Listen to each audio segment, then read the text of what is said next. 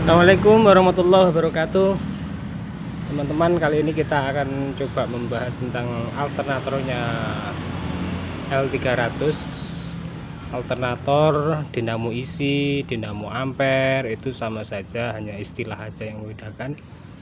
Ini adalah alternator L300 yang baru, sekitar 2012 ke atas, karena dia sudah pakai dua fan bel. Fan bel yang satu ini menuju untuk power steering. Masalah dari dinamo ini tidak mau mengisi gambar aki di dashboard, itu nyala terus, merah terus. Coba kita akan cek seperti apa. Mungkin kalau untuk pengerjaan teman-teman merasa kesulitan atau apa, ya memang ini faknya punya bengkel sih yang harus mengerjakan. Tapi minimal Anda sebagai pemilik armada tahu apa kerusakan-kerusakan yang ada di lapangan. Menyimak video ini mungkin panjenengan semua bisa lebih paham. Ini satu persatu akan kita buka ya. Yang saya buka pertama namanya blower. Blower ini berfungsi untuk menyuplai angin yang ada di rem yang ada di booster yang di bawah setir itu ya, injakan. Ini yang nyuplai anginnya alternator ini. Jadi kalau angin itu loss, dalam artian setelah diganti kampasnya, diganti apanya, mungkin masih aja ngeblong, tidak mau direm, salah satu penyebabnya adalah ini, karena suplai angin yang dari dinamo isi atau alternator ini tidak berfungsi. Kerusakan blower ini biasanya ini ada di karbon brush, di dalamnya ini ada karbon brushnya, sehingga jika dia habis maka rem ini tidak berfungsi. Bisa jadi berfungsi tapi keras, tidak bisa sekali tekan rem itu berhenti, tapi bisa dikocok berkali-kali baru rem itu mau berhenti. Jadi salah satunya seperti ini, namanya blower. Oke teman-teman, setelah kita cek ternyata karbon brush ini sudah mulai pendek, kelihatan ya. Nah itu karbon brush mulai pendek separuh, yang satunya udah menurun, itu harus diganti. Yang kedua, kerusakan ada di kolektor atau lamel. Nah ini sudah masuk ke dalam cekung, ini cekung, dan ini harus diganti. Nah ini spare partnya seperti ini,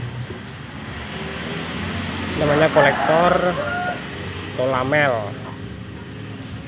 Ini karbon brushnya, ini sama dengan punya PS.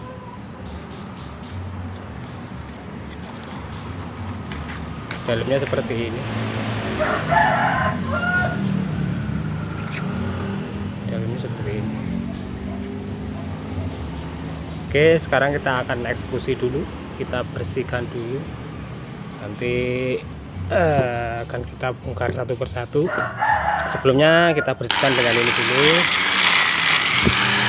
Ini saya pakai gerinda ini sebenarnya 220 tegangannya. Saya bikin pakai stafol 110 agar putaranan ini tidak terlalu kencang. Dan jika kita pakai yang 220, biasanya kawat-kawat yang ada di sini lepas kemana-mana, akhirnya bisa mengenai badan kita. Jadi saya bikin 110, putarannya nggak terlalu kencang. Seperti ini. Kita bersihkan semua ya, lebih baik dibersihkan semua. Kalau agar lebih baik lagi, nanti kita cuci pakai bensin biar tambah clean hasilnya nanti seperti apa. Oke, tunggu dulu ya, kita bersihkan dulu.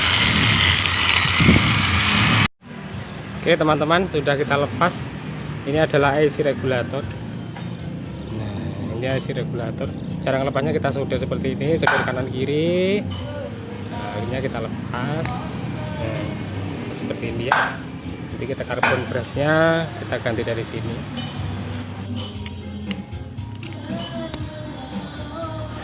Kalau memperlakukan IC regulator ini, teman-teman harus berhati-hati dikarenakan ini sangat sensitif sekali. Dalamnya adalah elektronik. Ini sangat peka jika kita salah salah memperlakukannya, bisa-bisa ini jebol atau rusak karena ini harganya cukup mahal. Fungsi dari IC regulator ialah untuk mengatur laju pengisian menuju aki. Jadi laju pengisian tersebut tidak terlalu besar dan juga tidak terlalu kecil. Kalau terlalu besar bisa menyebabkan air aki mendidih dan cepat habis dan menimbulkan bau yang tidak enak. Dan kalau setrum tersebut kecil, laju pengisian ke aki semakin kecil, itu juga bisa menyebabkan aki drop. Dipakai untuk lampu, dipakai untuk beban-beban yang lain, dia turun. Jadi masalahnya dari ini yang ngatur laju pengisian menuju aki. Nah, ini adalah IC regulatornya seperti ini, bentuknya sangat, ini dalamnya elektronik seperti elektroniknya HP atau apa itu. Jadi ini yang mengatur laju pengisian. Melepas bearing seperti ini ya, usahakan Anda punya tracker untuk mempermudah Anda dalam pekerjaan.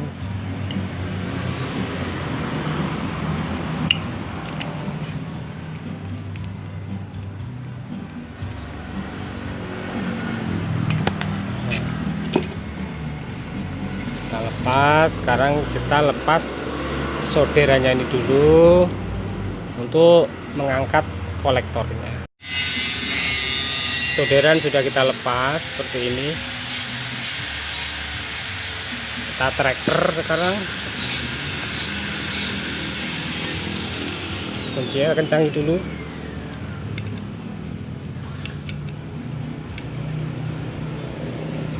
Kita tracker.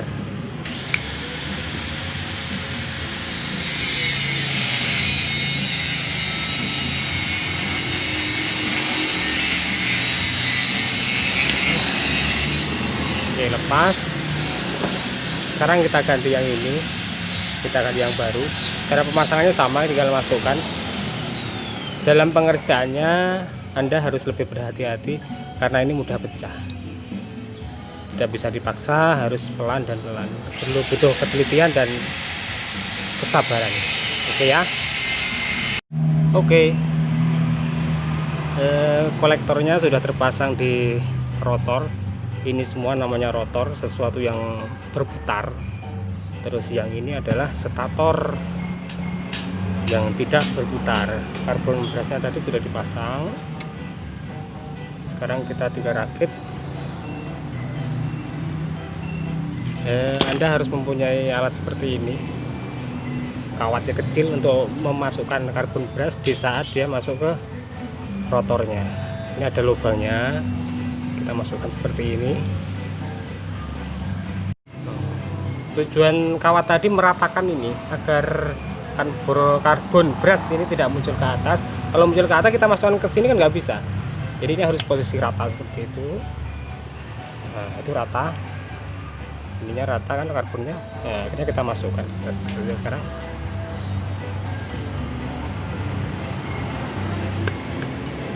Oh iya, ini pastikan ini seal. Suatu saat seal ini bisa diganti. Kalau oli mungkin teropos terus, keluar terus dari sini, kita seal ini harus diganti. Ini ada sealnya.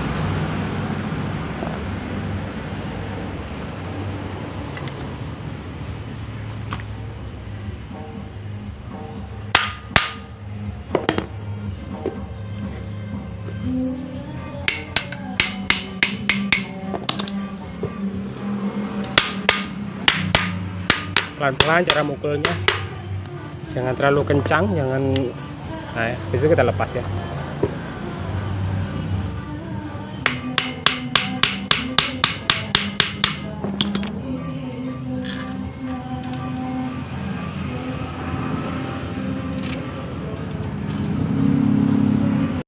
Sekarang kita coba dengan strum ya, jangan lupa ini mainnya. Ini adalah plus langsung. Setelah itu ini yang kabel kunci kontak dan gambar indikator aki. Ini lampu indikator aki yang ada di dashboard sana ini. Sekarang kita coba, kalau ini mati berarti dinamo di sini kondisi bagus.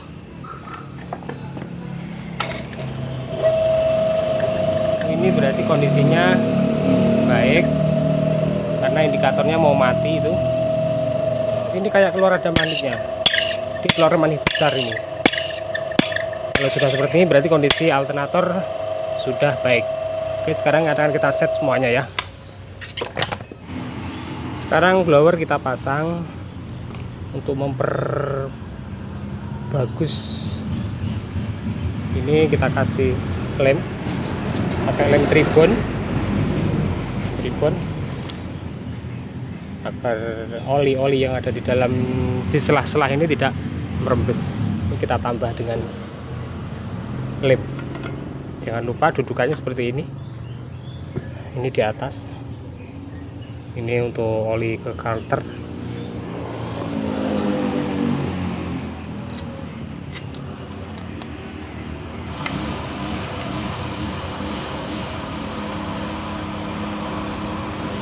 Perhatikan baik-baik. Saya anjurkan untuk diserahkan kepada ahlinya, tapi kalau Anda terpaksa harus mengerjakan sendiri, usahakan seteliti mungkin, serapi mungkin. Minimal video ini bisa membantu Anda pada saat pengerjaan.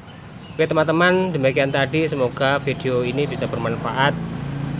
Ini saya khususkan untuk pelanggan-pelanggan yang jauh dari bengkel, karena di Kalimantan ini jaraknya yang berkilo-kilometer, bahkan bisa 30, 50, 100 km baru ada bengkel. Mungkin dengan video ini bisa menolong panjenengan semua, minimal bisa untuk sampai ke bengkel terdekat lah. Jadi dengan video ini mungkin akan bisa membantu. Alangkah bagusnya kalau pengerjaan ini dikerjakan oleh mereka-mereka yang memang kompeten di bidangnya. Ini kalau memang terpaksa harus jenengan yang kerja, ya dihati-hati, diteliti dengan baik agar hasilnya nanti maksimal. Oke, terima kasih teman-teman, kawan-kawan, sahabat-sahabat semua. Semoga Anda selalu diberikan kesehatan, diberikan umur yang bermanfaat, barokah, selamat dunia dan akhirat. Assalamualaikum warahmatullahi wabarakatuh.